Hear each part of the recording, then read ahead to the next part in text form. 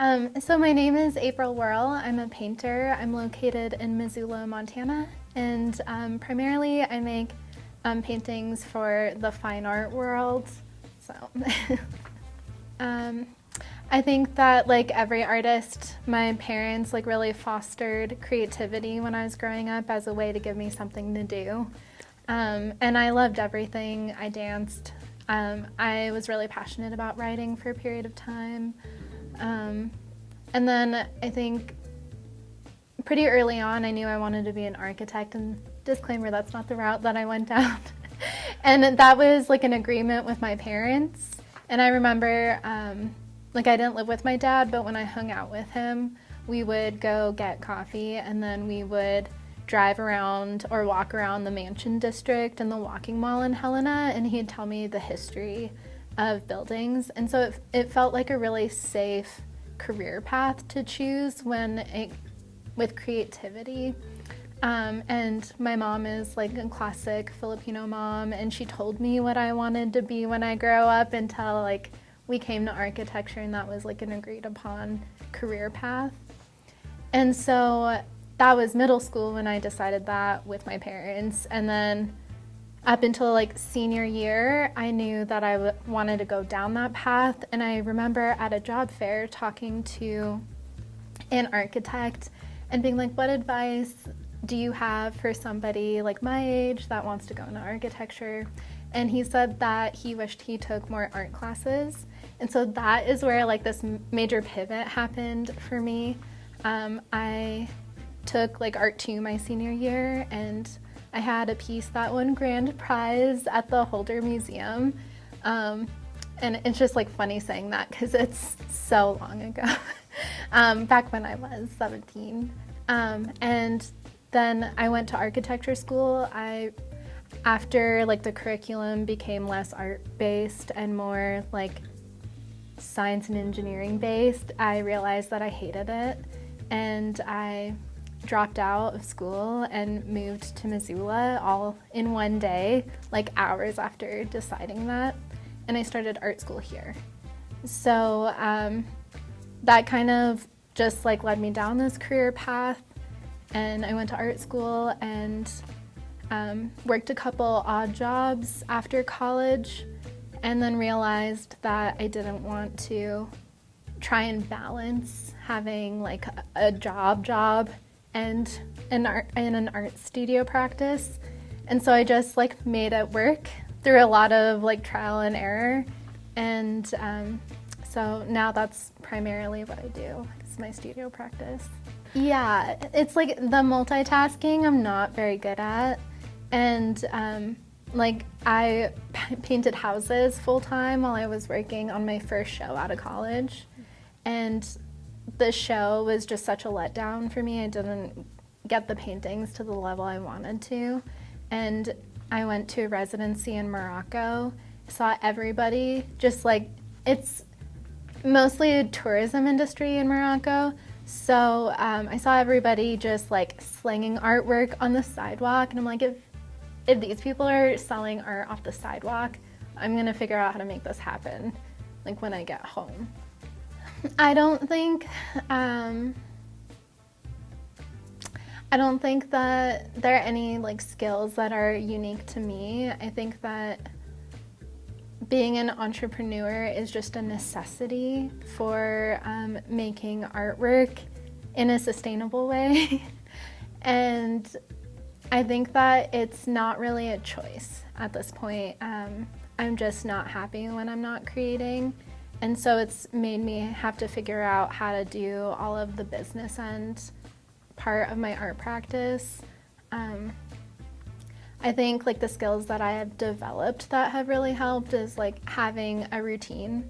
My studio's at home. And so I like get up, I've got my routine, I make coffee, do my emails, I go work out, and then shower, eat breakfast, and then I do like whatever studio stuff and applications and writing. I think that I wish that I knew how much writing I would be doing in my visual art career, and I definitely would have taken more writing classes if that weren't the case. But yeah, I think routine is so important, and just learning how to be better at articulating myself. I got really lucky and I had a really great boss in college, and I learned all the skills from her that I didn't learn in art school, like having a website and marketing and like how to create labels. My partner is in digital marketing, and he also works from home. So it's been learning how to market from him has been really helpful, and actually has been like one of the biggest helps in my journey. He is a great copy editor, and he edits everything that I write when it comes to applications or like blog posts. Community has been literally everything. Before, I never thought, so before, like rewind to after college and while I was trying to figure out how to make money as an artist, I was primarily painting murals and primarily just making art that like felt good to me, but not with really any intent. I didn't see myself as ever being in like the gallery art worlds. I was more like pop art, you know. And then 2020 hit, and I think it made a lot of people like reevaluate community and heritage and culture. So I started using my art practice to reconnect with my cultural roots, and simultaneously I was joining online communities like Filipino American Authors Book Club, and I did an entrepreneurship program that was virtual and open to Phil-Ams in the United States and Canada, and that was like a small cohort of women just starting their businesses, and so that brought a lot of community, and I started noticing sales increase, like prints. It was kind of when I pivoted also from murals to in my studio because lockdown. So that's like part of the reason why I kind of like moved out of murals. And then simultaneously, I got my first like solo exhibition at the Holder Museum in Helena, and it sent me down a new trajectory. And I would say that my community is primarily people throughout the United States that resonate on levels of being mixed race or being Filipino American, but then also like local community, like the arts. Yeah, I think that, so I grew up in Helena in a tight-knit small Filipino community, and so I've always been like extremely fascinated by my cultural identity and heritage, because my home life was like a complete contrast to like my school life and my work life. And my mom also, like at a really young age, taught us to be proud to be Filipino as a way to just kind of shield us from a lot of naivety of like friends and friends' parents, which did happen, you know. So in college, I studied abroad, and I came back and went into my BFA year and was making work about being biracial. And at the time, it was 2016, 2017, and I didn't feel like we were talking about race like here necessarily, and I didn't have the language to defend my work. So it was really disheartening. My critiques were really uncomfortable. And so for a couple years after graduating between 2017 and 2020, I just started making work about formalism. And so when I said before that I was just making work that like looked good and like felt good to me, it was just like rooted in shapes and no like real intent behind it, like I said. And so when 2020, I got commissioned a mural through the ZAC. It was a BIPOC mural series called Feeling Welcome. And it really started me down the path again of exploring cultural heritage in my work, because I realized, oh, there is an audience that's like interested in what I have to say about this. So, and then that just kind of snowballed over the years from 2020 to now. And yeah, I've made really good friends with people all around the United States because of like the themes of my work. Yeah, so that's a good question, because when I started out, like when I came back from that residency in 2018 and I was like, I'm gonna make this work, I lived in my car. I lived in a tiny home with my best friend who I met while painting a mural, and we like on a place we call the commune. And I don't know if it's really a commune, but it definitely could be interpreted that way. And then, so I was just kind of living nomadically and like super inexpensively. And that was for multiple reasons. I was just trying to keep my costs really low. And I also wasn't sure if I wanted to like move somewhere else. I had like previously let go of my apartment and sold all my stuff to go travel and move abroad, and that didn't work out. So I came back and I was like, well, I'm not gonna get an apartment. I'm just gonna live in my car until I figure out what I wanna do. So making work was really challenging when I was living in my car, so I was primarily painting murals.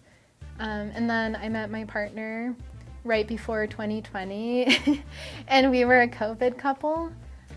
So I, along with his friends and his twin sister and her also brand new boyfriend, we all moved into his house. And it was more of a situation of like, you gotta move in or I don't know if we'll be able to see each other. Because I had just got my own apartment, because I was like, I can't live with my dude best friend like and sleep 5 feet away from him and also like enter a really serious relationship. So about 4 months later, everyone moved out and it was just my partner and I. And so I commandeered one of the bedrooms, and that's my studio. So in 2020, I moved in, and it really like sent me into making paintings, and then I was making prints and selling prints. I think that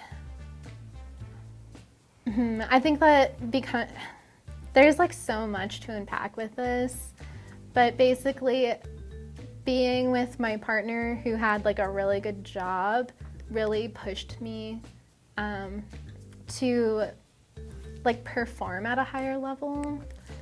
And so the thing that helped me become profitable is having like really detailed spreadsheets of all of my money. So I have like all my business expenses. I don't use like QuickBooks. I found that it doesn't work for my business. So I have my own spreadsheets that I copy and paste every year. And I have like my own detailed graphs for things that are very specific to me. And that's helped me make really wise decisions with my money. And in terms of like, do I have extra to invest? Like in terms of buying panels for a new show, or going to LA to go show at a fair. So yeah, the journey has been tricky because I'm in a recent pivot, and like a lot of my income has come from selling limited edition prints. But now I'm working with a gallery and I'm really trying to focus on selling my paintings. So I'm not making prints anymore, at least like not as much as I was in the past. And primarily my money is coming through grants to create shows. So I'm going more of an academic route, and there's like a major financial pivot there. Oh yeah, I actually love it. I never thought that I would. But so I spend probably about 60 to 70% of my time, depending on the season and where I'm at, on building a show, on writing applications for grants, for residencies, for other things like mentorship programs.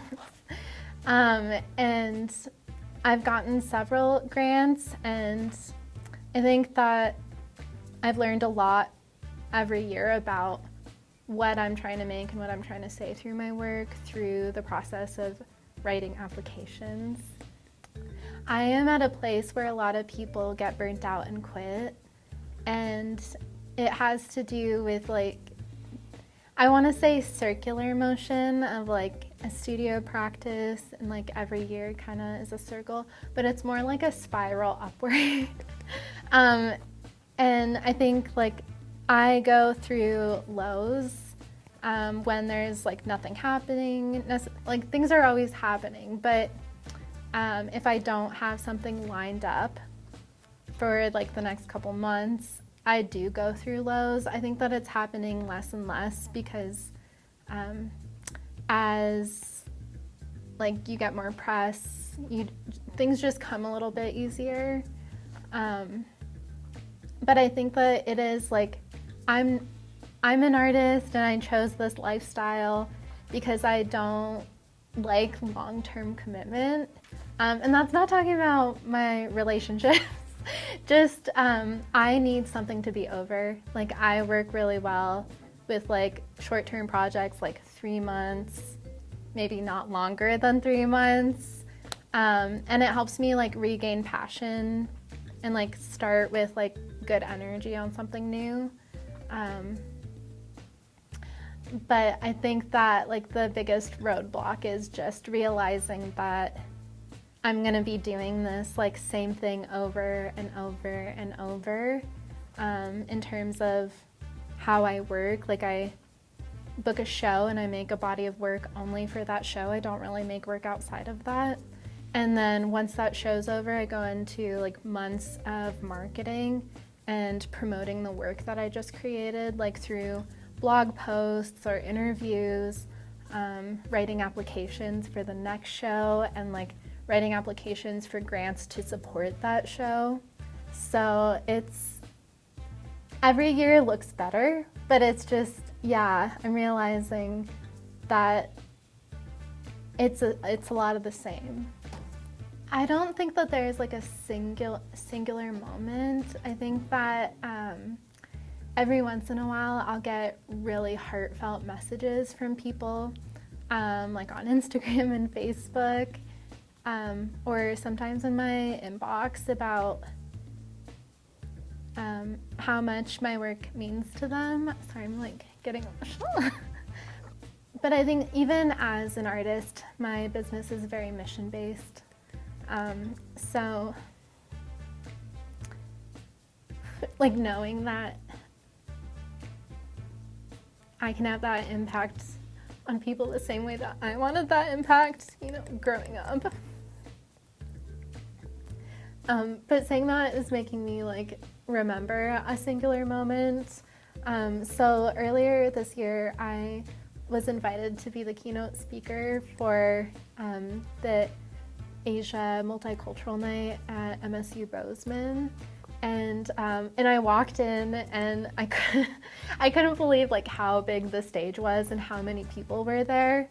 It was just so, because like the Asian community is so small in Montana, but people like drove in from all over the state to be there, and they did such a great job. It's a student-run organization, and I got to talk about how I like my 3 most recent shows, and how like through that process I've learned a lot about myself and like my relationship to cultural heritage and identity and belonging.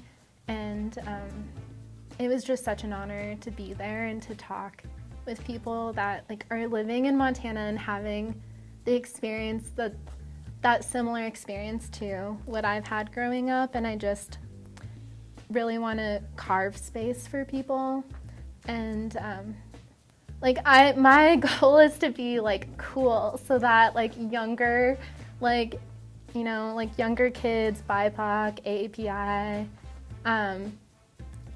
like I just want to be a role model for younger kids so that they have somebody that lives here that is like, oh yeah, like April's Filipino, and that, yeah, that's my goal, because I have like a little sister and I think a lot about her, and wanting to be the big sister in the community. With like my art practice, the most important thing to me is telling authentic stories, and visually capture like real moments and like real quotes from my own life. And I'm really passionate about sharing this story that is unique to places like the Filipino American community in Montana, like places that are rural and separate from large cultural hubs, because there are so many of us.